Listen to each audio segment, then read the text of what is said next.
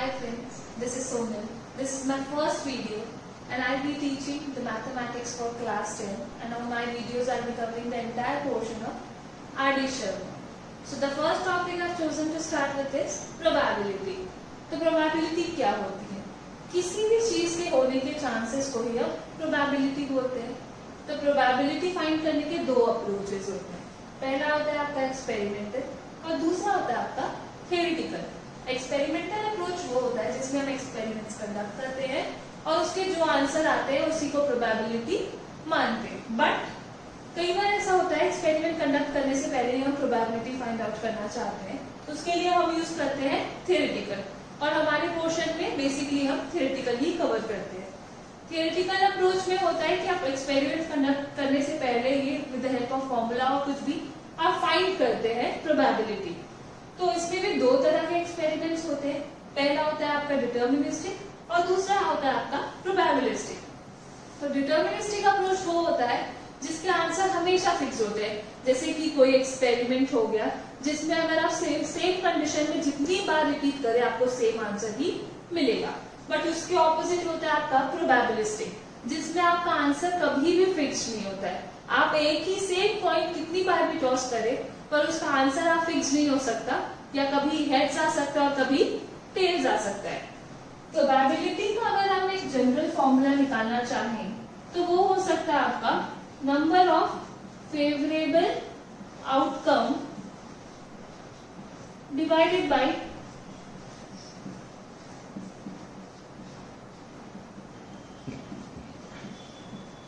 Total possible outcome.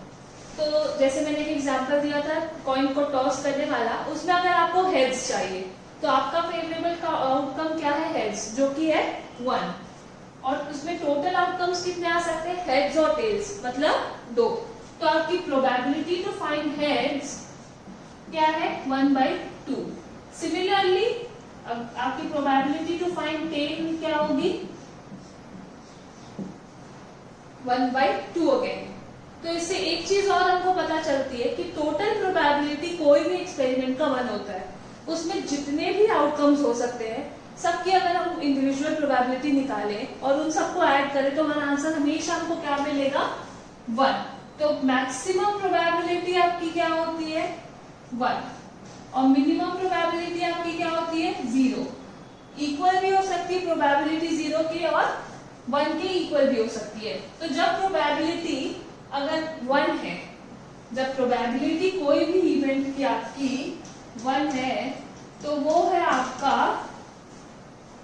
Certain event. क्या है आपका? सर्टेन इवेंट, मतलब वो इवेंट हमेशा होगा.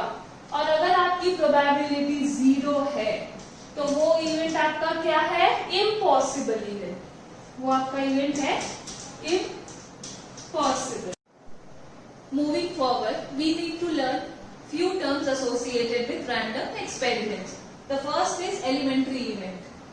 जो भी random experiment के outcomes होते हैं उनको हम elementary event बोलते हैं. Suppose अगर हमारा event है tossing a coin, तो उसका पहला event E1 should be getting heads, second event E2 should be getting tails. ये दोनों elementary event है. सेकेंड टर्म है हमारा कंपाउंड इवेंट. एसोसिएशन ऑफ 2 और more elementary event is known as compound event. Suppose हमारा इवेंट है throwing a dice, तो उसके एलिमेंट्री इवेंट्स कितने हो सकते हैं? 1, 2, 3, 4, 5, 6. मैं एक और इवेंट क्रिएट कर रही हूँ जिसमें I want an even number.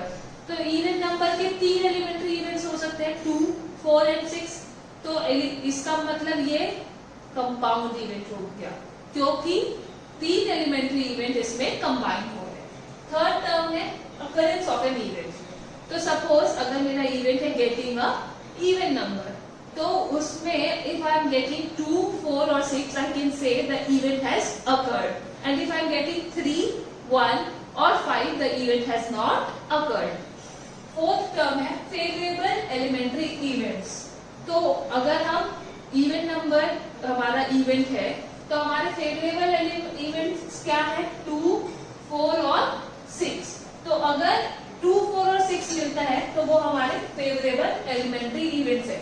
वैसे ही बहुत सारे सेट्स ऑफ इवेंट हो सकते हैं जो आपके कंपाउंड इवेंट के फेवरेबल एलिमेंट्स होंगे। लास्ट टर्म है हमारा negation of an event. Suppose आपका कोई इवेंट है इवन आपका इवेंट है getting a head, getting heads in the coin. तो आपका नेगेशन ऑफ इवेंट क्या होगा? Not getting a heads. Negation में ऊपर एक बार लगता है और उसका मतलब होता है नॉट गेटिंग हेड्स, मतलब नॉट गेटिंग हेड्स मतलब getting a tell.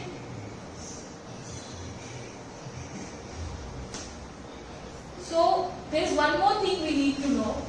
Probability of getting an event plus probability of not getting an event is always 1. So guys, this is all you need to learn about the theoretical part of the probability.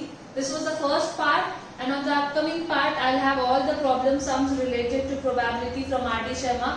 In that part, I'll cover all the important question of probability sums and also the few concepts related to those problem sums.